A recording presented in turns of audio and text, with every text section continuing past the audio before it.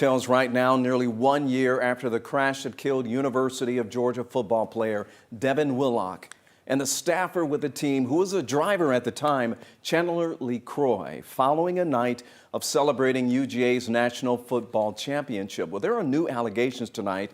They're coming from the passenger in that SUV, who is also another staff member who was severely injured and is now suing. But the Athletic Association is disputing those new claims. 11 Alive's John Sherrick is going to walk us through the latest accusations.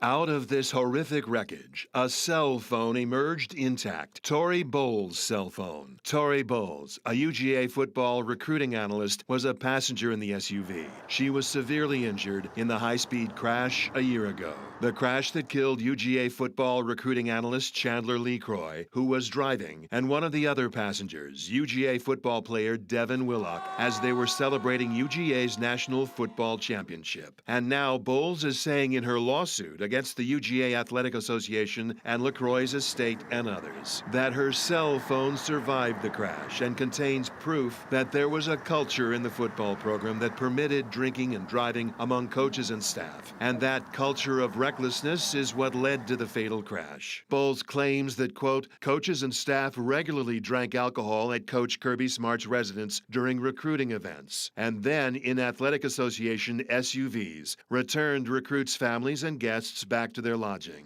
Bowles says, for example, that this text is typical of many, typical of the culture there. It is a text to Bowles and others from a staffer who wrote, Cochran told me I gotta get a prospect effed up tonight, so gonna head downtown for a celebratory beer if anyone would like to join. And Bowles says the texts also prove that LeCroy had permission from the Athletic Association to drive the association's rented SUV all during that weekend.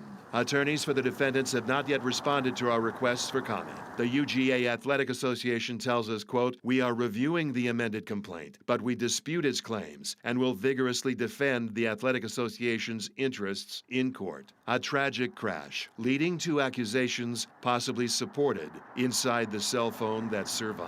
In Atlanta, John Sherrick, 11 Alive News.